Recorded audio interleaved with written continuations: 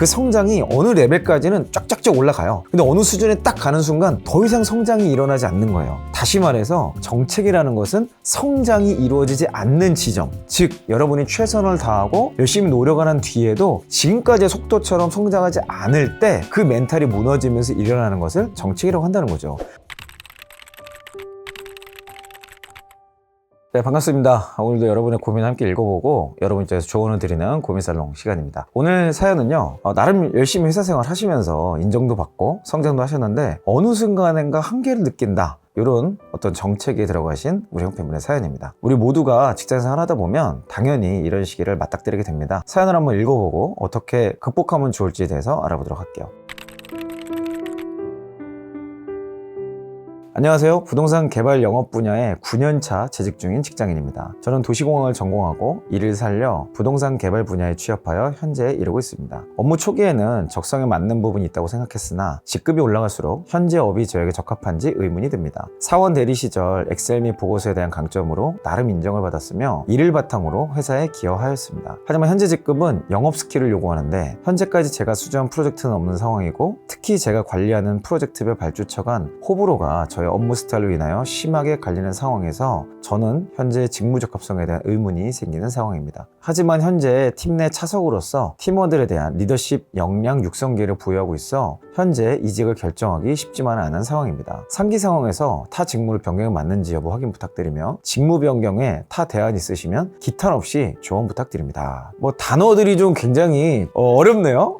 부동산 하시는 분 같아요. 저런 단어들을 많이 쓰시죠. 저도 잘 압니다. 자, 오늘 형편분의 사연을 보면요, 결론부터 먼저 말씀드리면 극복해야 될 단계에 오셨다, 이렇게 좀 말씀드리고 싶어요. 사실 커리어 정책이라고 표현하는 게 조금 더 맞을 것 같습니다. 우리가 직장생활 하다 보면 또 9년차 정도 되셨으면 이미 많은 경험들을 해보셨고 많은 영역에서 어려움도 겪어보셨을 거예요. 이제 아마 그것들이 7, 8년차 넘어가면서 새로운 수준의 요구를 받으시고 그것을 지금 아직 극복하지 못하셔서 이런 고민까지 하시게 된 게 아닌가, 저는 그런 추측을 한번 해봅니다. 제가 3년차, 5년차, 7년차 요렇게를 되게 중요한 변곡점이라고 말씀드린 바 있잖아요. 즉 9년차 정도면 지금까지와는 전혀 다른 역량으로 업그레이드를 해주셔야 지금 하시고 있는 일도 즐겁고 재밌을 뿐만 아니라 다른 일을 하시더라도 의미 있는 성장을 경험할 수 있을 겁니다. 자, 정책인 줄 아는 방법이 몇 가지 있는 것 같아요. 많은 분들이 왜 이렇게 직장생활이 힘들지? 나 진짜 퇴사해버릴까? 이런 생각을 하시는데 정책이라면 그것은 극복해야 될 단계이지 이직을 하거나 퇴사를 한다고 해결되진 않습니다. 어딜 가도 그 정책인은 여러분을 따라다닐 거예요. 이 정책인지 아닌지를 파악하는 기준, 가이드를 제가 3가지 정도로 키워드를 드리자면 첫 번째는 바로 성과의 크기입니다.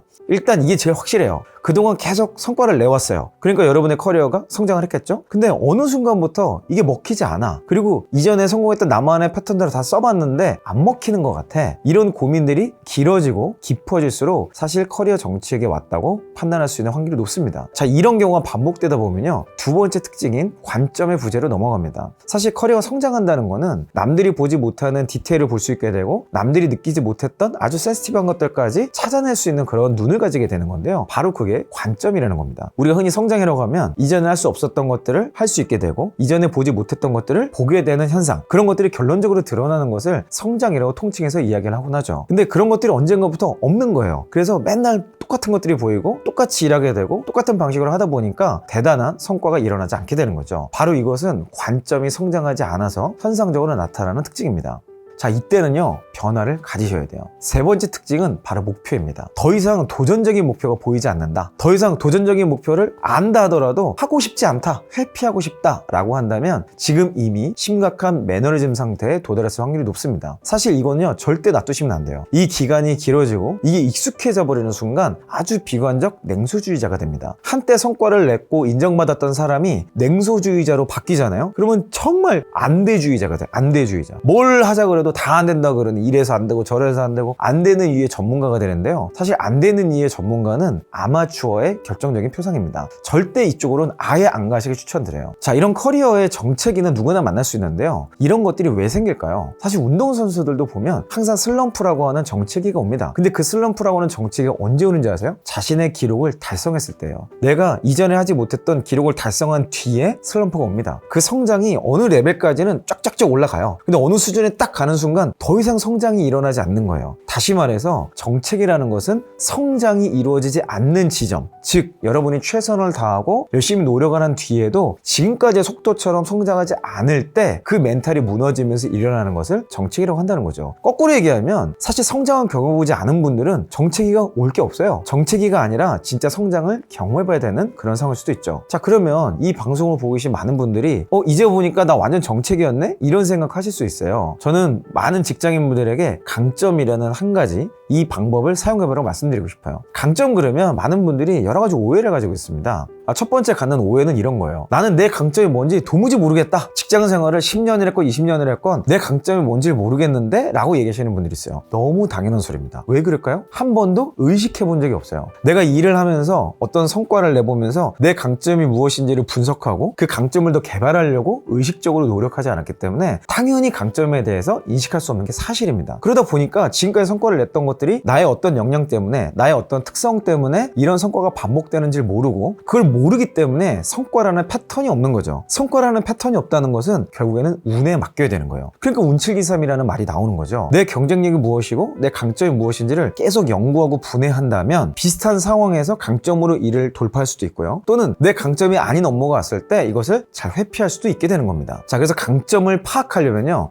여러분의 의지가 가장 중요하다고 말씀드리고 싶어요. 두 번째 하시는 오해는요. 내 강점이 내 직무랑 맞지 않다는 거예요. 저는 이건 정말 잘못된 생각이라고 봅니다. 강점의 이해를 올바로 못한 거예요. 강점은요. 모든 직무에 다 통합니다. 모든 직무의 모든 강점으로 다 성과를 낼 수 있어요. 자, 예를 하나 들어볼게요. 분석이라는 강점이 있다고 칩시다. 물론 단어가 분석이냐 아니면 디테일이냐 이거는 사람마다 다를 수 있어요. 일단 분석을 하는 것이 나의 강점이라고 봤을 때 회사에서 협상이라는 업무를 받을 수 있겠죠. 지금 오늘 사연의 주인공이 우리 형편분이 아마 이런 비슷한 상황인 것 같아요. 그럼 협상은 주로 의사소통이잖아요. 그러면 의사소통 강점이 있는 사람이 이 일을 잘할 거라고 얘기하지만 분석력을 토대로 의사소통 내용을 정리할 수 있습니다. 사실 보고서가 뭐예요? 보고서라는 것 자체가 의사소통을 글로써 하는 거죠. 자, 분석을 하고 보고서를 만드는 것이 강점이라면 의사소통 자체도 보고서와 글로써 할 수 있는 고객을 찾으면 그만입니다. 결국에 나의 강점을 나의 업무에 어떻게 접목할까를 고민해야지 내 강점과 이 업무는 맞지 않아 라고 이야기를 하면 세상에 내가 맡을 수 있는 업무는요 굉장히 줄어들고 그 줄어든 영역에서 일을 계속 하시다 보면 결국은 전문가의 길로 갈 수가 없어요. 전문가라는 것 자체가 이런 상황 저런 상황 이런 어려움 저런 어려움을 다 극복할 수 있는 나만의 솔루션 나만의 노하우를 뭔지 규정할 수 있는 사람이라는 뜻이거든요. 그리고 세 번째로 하는 오해는 나는 강점이 없다는 거예요. 사실 이 경우는 진짜 답이 없습니다. 저는요 이 방송을 보고 있는 여러분 모두가 여러분만의 아주 차별화된 강점이 있다고 믿어요. 그래서 강점 중심의 사고를 하고 나의 강점은 무엇이고 이 강점을 어떻게 활용할지를 고민하라는 거죠. 사실 이 얘기가 없다면 커리어는 시작하지 않는 게 좋습니다. 나는 축구 선수인데 골을 잘 넣는 강점도 없어. 골을 잘 막는 강점도 없어. 골을 잘 배급하는 강점도 없어. 그럼 대체 어느 포지션에서 어디에서 뛸 수 있을까요? 사실은 아무것도 못하는 거예요. 그렇게 따지면 아마추어를 벗어날 수 없게 되는 겁니다. 커리어에서 아마추어를 원하는 조직은 단 한 군데도 없어요. 당연히 세계 최고의 프로페셔널을 원하겠죠. 프로라는 것 자체가 모든 일을 잘하는 것이 아니라 나의 강점을 명확하게 알고 있고 그 강점을 극대화시켜서 성과를 내는 사람이라는 뜻입니다. 강점이 없다라는 사고에서 벗어나셔야 돼요. 여러분의 강점이 뭔지 찾고 그 강점을 활용하는 방법만 해결하면 모든 문제가 해결된다고 볼 수 있습니다. 저는 이 과정을 통해서 스펙이나 학력, 여러분의 조건 모든 거를 다 뛰어넘을 수 있다고 생각해요. 뭐 이거는 저만의 생각이 아닙니다. 우리의 드러커 형님도 강점을 가지고 있다면 모든 사람이 성과를 내는데 도전할 수 있었다 라고 자신만의 통찰을 이야기하고 있죠. 자, 그러면 오늘의 결론은 이겁니다. 강점은 없는 게 아니라 모르거나 의식하고 있지 않았기 때문에 사용하지 못하는 것. 그러면 내 강점을 찾는 것부터 시작해야 되겠죠. 사실 강점을 찾는 방법은 또 여러 가지가 있습니다. 그렇지만 오늘은 영상에서 모든 걸 얘기할 수 없어서 제가 한 가지만 여러분께 단순하지만 강력한 방법을 소개해 드릴 테니까 꼭 한번 해보세요. 여러분 주변에 함께 일하시는 분들에게 여러분의 강점이 뭔지 정기적으로 물어보는 겁니다. 이거 하나면 끝나요. 그냥 단어일 수도 있고 어떤 상황일 수도 있어요. 나를 설명할 수 있는 나의 강점이 무엇인가요? 라고 일이 끝날 때마다 중요한 프로젝트가 끝날 때마다 특별히 좋은 성과가 있었던 일이라면 반드시 물어봐야만 합니다. 날마다 반복되는 일이어도 상관없어요. 정기적으로 물어보시고 새로운 사람과 호흡을 맞췄다면 나라는 사람에 대해서 객관적인 시각으로 조언해달라고 물어보세요. 이것들이 반복되는 과정에서 많은 사람들이 나에 대해서 동일하게 설명하는 키워드가 있을 겁니다. 그 키워드가 나의 강점이라는 것을 인식 인식하시고 의도적으로 그런 일을 더 많이 더 잘하기 위해서 어떤 노력을 할까를 정리를 해보시는 것이 올바른 프로로서 성장하는 과정이라고 말씀드릴 수 있겠네요. 내 강점을 말하는 거 너무 어려울 것 같은데 이거 물어봐도 되나? 이런 생각 드시죠? 간단한 실험과 함께 오늘 영상을 마쳐보도록 하겠습니다. 여러분이 보시기에 저 퇴사한 이영의 강점은 뭔 것 같으세요? 저의 강점을 댓글로 한번 달아보세요. 간단한 키워드와 왜 그렇게 생각하는지. 나 스스로에 대해서 내 강점을 발견하는 것은 굉장히 어려운 일입니다. 그런데 내가 계속해서 보고 있던 사람, 함께 일했던 사람의 강점을 조언해 주는 것은 생각보다 간단하고 쉽고 디테일하고 정확하다는 것을 알 수 있으실 것 같네요. 저의 강점을 생각해 보시면서 타인에게 물어보는 것이 얼마나 쉽고 강력한 도구가 될지 느껴보시면 좋겠습니다. 여러분 화이팅 하시고요. 여러분의 커리어에서 여러분에게만 집중하면 반드시 의미 있는 기회가 열립니다. 환경에 너무 연연하지 마시고 여러분에 집중하는 그런 시간을 가셨으면 좋겠습니다. 저는 앞으로도 여러분의 멋진 커리어를 위해서 계속해서 함께 하도록 하겠습니다. 여러분의 고민은 여러분만의 고민이 아닌 거 아시죠? 아래 더보기란에 있는 링크로 여러분의 고민을 자세하게 보내주세요. 여러분에게 도움이 되는 여러분의 편에 서 있는 인사팀장으로서 조언해 드리도록 하겠습니다. 여러분 화이팅 하세요. 이상 이영이었습니다.